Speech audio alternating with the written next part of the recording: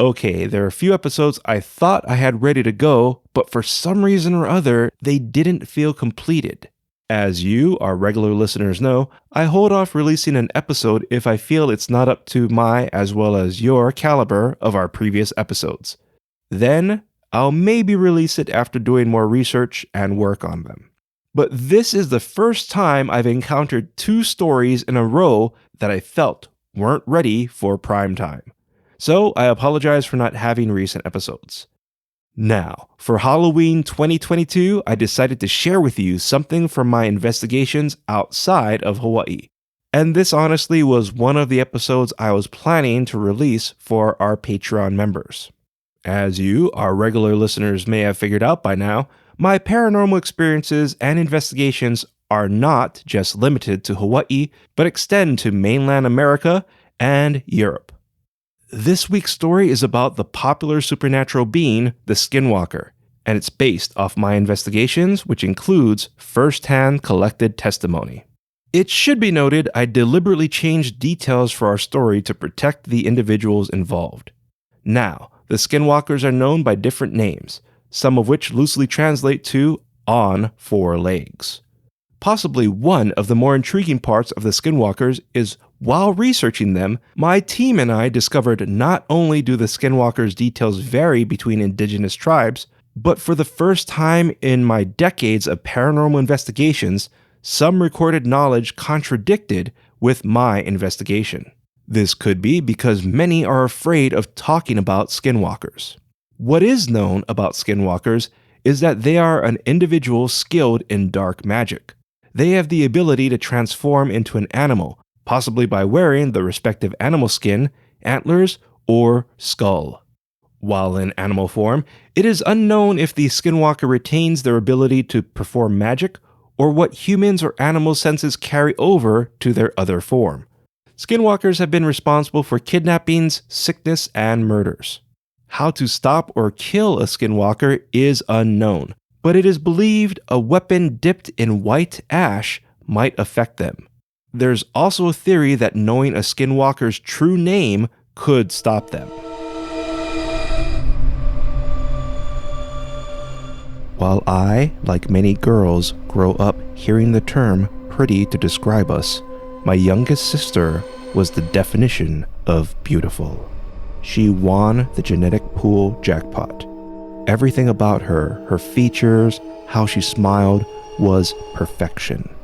I say this not out of jealousy, but out of fact. We all loved her, and she loved us. My father and brothers knew boys would be a future issue, and my mother and I hoped her future was more than relying on her looks. We did our best encouraging her to pursue things not connected with her beauty, which is why I'm not sure how she ended up in a teen pageant during the summer. As expected, she took first place. The cameras and crowds couldn't get enough of her, and she continued glowing as we drove home. A bunch of deer ran beside our car as I thought how we were going to help our mom with dinner that night. One of the deer has 2 legs, my sister said. Look, a deer in the middle of the bunch had 2 hind legs. I kept thinking something was blocking its 2 front ones, but it just had 2 hind legs. Our mother in the front seat also saw it before they bounded back to the woods. We helped Mom with dinner while she protested that we should be playing or watching TV. During dinner, my brothers teased our sister's beauty pageant win, hoping to sway her from that superficial path.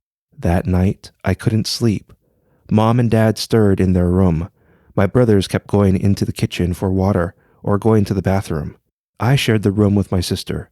I knew she wasn't sleeping, but I didn't disturb her, hoping I was wrong. Throughout that restless night, the roof creaked over us. It wasn't consistent, but happened more than several times. Dad always left before we woke, but that morning, I heard him leave. It was the ending of summer, so we didn't have school, and spent the day lounging around the TV, not comfortable enough to nap. Dad parked his car, and Jacob, our neighbor, greeted him. Jacob told Dad some things, and Dad shot us a few glances. We greeted Dad when he entered. He faced my brothers. "What were you doing on the roof last night?" "What?" my brother said. You were playing on the roof last night and kept us all up." "We weren't on the roof. Jacob said he and his family saw you. It wasn't us." "Dad," I said, "it wasn't them. I heard something on the roof, but the boys never left the house." Dad got a ladder and checked the roof. Large footprints dotted the shingles. We had dinner. Then Dad warned the neighbors that someone was trespassing in our neighborhood. "You know what this is," my oldest brother said. "It was a Skinwalker." I didn't know much about Skinwalkers. Their name conjured fantastical images in my mind that intensified in the night. Then the creaking returned. I wanted to say something, to scream, but my terror-stricken mind paralyzed my body.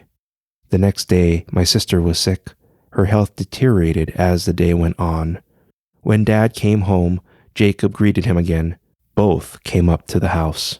He and Jacob went to our room where she was sleeping. "We need to see Buffalo," Jacob said. Buffalo is a meek, wrinkled man whose presence filled the room. He was like the grandpa you didn't want to disappoint. Even teenagers with a bad streak put away their gang colors, covered their explicit clothes, and lowered their gaze if they crossed paths with Buffalo. Jacob used our phone to make a call. Dad told everyone to stay home, then told me to come with him and Jacob. We joined the other cars parked in the community center. Inside, fluorescent lights buzzed over Buffalo and several adults seated in a line. We took the 3 chairs before them. I've seen all of the adults in our community, but their names escaped me. It was like going to a family reunion after several years. My father told everyone what happened. The adults asked me things like if I saw anyone enter our room or if my sister was acting strange.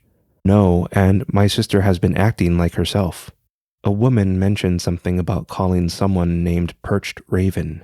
A scrunched-faced man objected and said, "Perched Raven and his kind show up, leave, then we have to deal with things like this in their wake." "You dare dishonor me?" Buffalo said. I swear even the fluorescent lights stopped buzzing. "I invited Perched Raven. He was my honored guest. Though he is not of our people, he has done much for us and has earned his place in our tribe." The scrunched-faced man looked away from Buffalo. Buffalo's eyes fell upon me. I wanted him to say something nice, but also feared him speaking. His eyes shifted to Dad, and relief washed over me. "You and your family are in danger," Buffalo said. "We will help." "When?" My father didn't finish the word when Buffalo went to stand. The adults offered to help him up. He batted their hands away. Buffalo was only a few inches taller than when he was sitting. Much must be done before sunset. Everyone returned to their cars and they followed us home. They met our family and my sister. My family members who stayed behind were to remain with my sister. The woman of Buffalo's group stayed with them, while the others built a huge fire in front of our house. Buffalo burned incense and performed a smudging ceremony in our house and on us. Dad, Jacob, Buffalo, and I joined the adults around the fire. Night fell as Buffalo sat. He sighed, chanted, and began a ritual.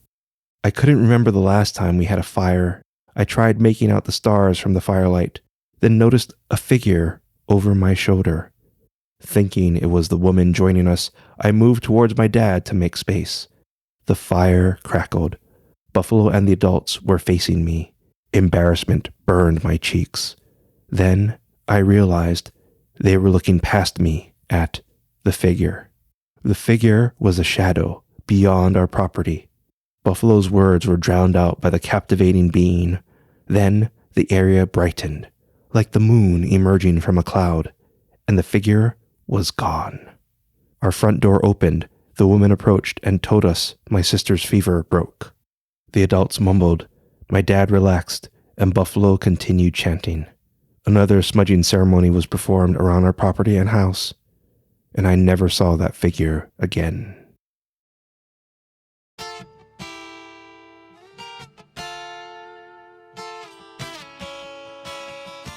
Our Legends from the Pacific Book 1 is now available on Amazon, so pick up your copy today. Do you know who the Hawaiian volcano god was before Pele? Become a Legends from the Pacific Patreon member to hear this rare story, along with over 20 others. Speaking of which, a big mahalo nui loa to our newest Patreon member, Christopher. Mahalo nui loa, Christopher. Please get back to me on completing your Patreon sign-up process so you can get the rest of your nifty benefits. You too can be like Christopher, Sunny, Kaho Paoli, Meg, Jessica Bullock, Edward Pue'o Henke, Cassie, Felisa H., the Makuli Guy, and of course, Ren Shepherd, who are enjoying exclusive monthly stories and other nifty benefits. Just click the link on our show notes and sign up today. Modern Skinwalker occurrences continue throughout the land. Some say they appear in animal form on long stretches of road, causing people to crash their cars. Then, of course, there's the Skinwalker Ranch, a location that's considered a hotbed for paranormal activity. I'm still surprised with how little we know about the Skinwalkers. Not to mention, when I finally sifted through everything, details from my investigation contradicted what I thought were consistencies throughout the Skinwalker belief. Needless to say, there's still much we don't know about this intriguing being. If you like what you heard, please give us a rating and write a review. I'd really appreciate it. Our theme song is Mystery by Tavana, courtesy of High Sessions. Sound effects by Sound Effects Factory. Our music coordinator is Matt Duffy, aka DJ TripleBypass. Links and show notes can be found on our website, legendsfromthepacific.com, including a link to your featured song, which is Positive Energy by Joe Sambo, courtesy of High Sessions. Legends from the Pacific was written, produced, and edited by me, Kamuela Kaneshiro. I also wrote our original stories. Your featured Hawaiian word is holo holona. Holo holona means animal. An example of holo holona is Animal Planet has shows about different holo holona. Once again, holo holona is Hawaiian for animal. Thank you once again for listening. Mahalo and happy Halloween. I'm going through life in slow motion, laying low in a place with less commotion. Won't I